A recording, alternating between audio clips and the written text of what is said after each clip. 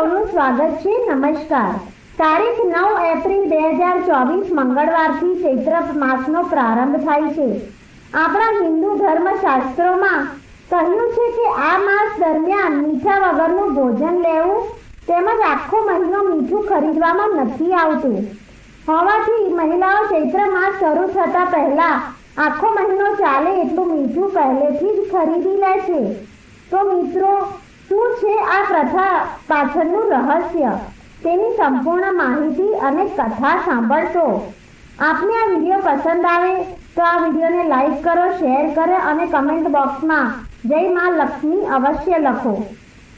ચૈત્ર માસનું વૈદિક નામ મધુમાસ છે। આ માસ ચિત્ર નક્ષત્રમાં આવતો હોવાથી આ માસને ચૈત્ર માસ કહેવાય છે। ચૈત્ર માસની સુદ એકમથી ચૈત્ર નવરાત્રિ શરૂ થાય છે। આ 9 દિવસ જવારા ઘટ સ્થાપના કરી માં નવદુર્ગાની આરાધના કરાય છે। ચૈત્ર માસમાં અલુણા વ્રત કરાય છે। આ વ્રત નૂણ વગરનું એટલે કે મીઠા વગરનું ભોજન લઈને આ વ્રત કરાતું હોવાથી આ વ્રતને અલુણા વ્રત કહેવાય છે। આમ તો આખો ચૈત્ર માસ નૂણ વગરનું ભોજન લેવું જોઈએ એવું શાસ્ત્રોમાં કહ્યું છે।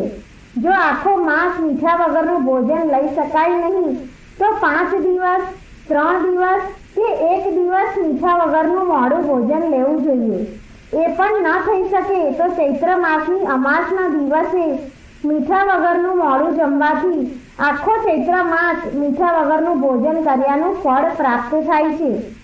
ચૈત્ર માસમાં મીઠા વગરનું ભોજન જમવાનું મહત્વ છે, કારણ કે તેની પાછળનું ધાર્મિક મહાત્મ્ય એવું છે કે ભગવાન શિવ જ્યારે તપસ્યા કરવા હિમાલય પર ગયા ત્યારે માતા પાર્વતીની એકલતા દૂર કરવા માં પાર્વતીને વરદાન આપતા ગયા કે તમારા શરીરના મેલમાંથી 2 પુત્ર તૈયાર કરજો અને મારું સ્મરણ કરજો, એટલે 2 બાળકો પ્રગટ થશે અને તમારી એકલતા દૂર થશે। આમ માં પાર્વતીએ ભગવાન ગણેશ અને ઉષાને ઉત્પન્ન કર્યા।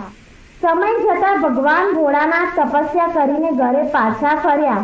તેને માતા પાર્વતીને આપેલું વચન ભૂલી ગયા અને 2 બાળકોને જોઈ ક્રોધિત થઈ ઉઠ્યા કે હું તો તપસ્યામાં લીન હતો, તો આ બાળકો કોના છે?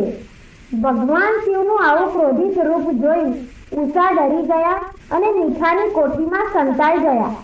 આ બાજુ ભગવાન શિવ અને પુત્ર ગણેશ વચ્ચે ભયાનક યુદ્ધ થયું।